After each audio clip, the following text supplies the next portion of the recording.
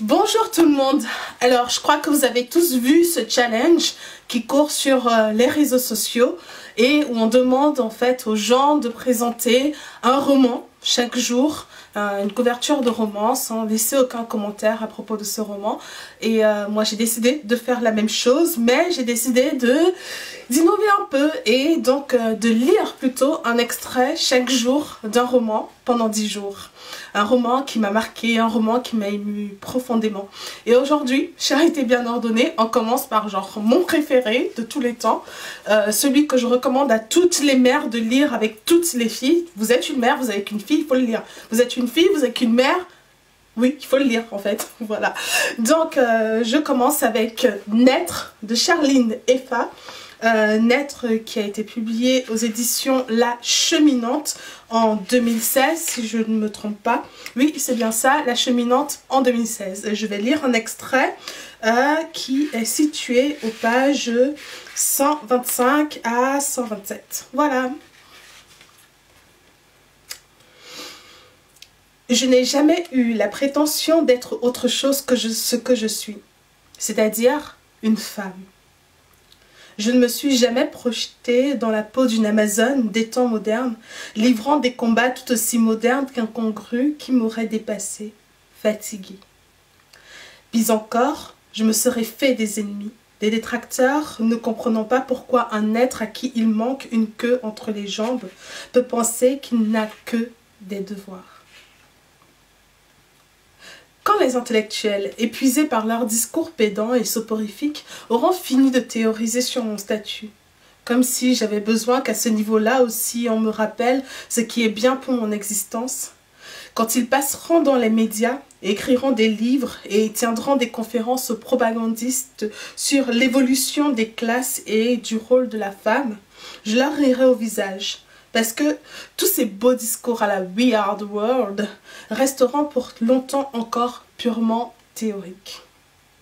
Au mieux, ils draineront quelques groupes d'étudiantes foncièrement idéalistes, mais que la dure réalité de se trouver un homme à se mettre sous la dent se chargera d'éparpiller, de ramener au mutisme jusqu'à perpète. Et c'est à ce moment que moi, Medza, je dirai à ces filles qui pensent comme toi de ne pas mêler mon nom à une égalité aussi injurieuse que la fidélité revendiquée par un mari polygame.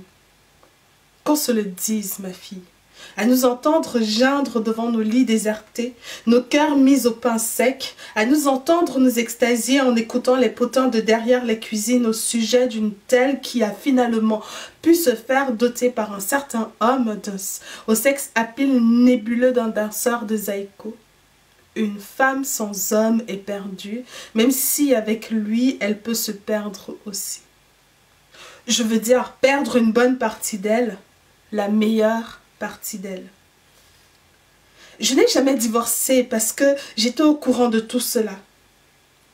Qu'elle soit docile et obéissante, qu'elle soit rebelle ou l'une de ces contestataires du dimanche qui ont vu le jour et la nuit sans transition.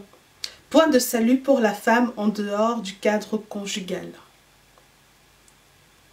Les choses étant ainsi dites, fini les revendications sur tous ces droits qui se contredisent et perdent par la même occasion ceux qui en sont les instigateurs. Fini les comparaisons sans queue ni tête au sujet de l'égalité des sexes et des salaires. Fini les revendications sur le droit d'exister, de rire, de respirer, de faire pipi, debout et assis, et consorts.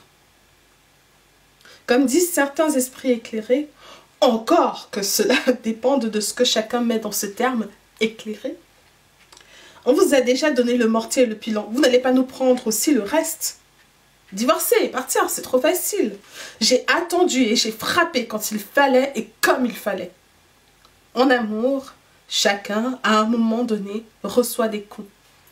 Je sais que je t'en ai donné, ma fille, que cet homme que tu aimais t'en a donné aussi, que j'en ai donné à mon mari comme il m'en a donné, car contrairement à ce que tu penses, l'amour, même dans sa forme la plus aliénatrice, n'est pas altruiste. L'amour est toujours motivé par le manque que l'on comble par l'autre, le manque que l'on souhaite qu'il comble afin de nous sentir entièrement nous-mêmes, entièrement dépendantes aussi. L'amour est un retour à soi.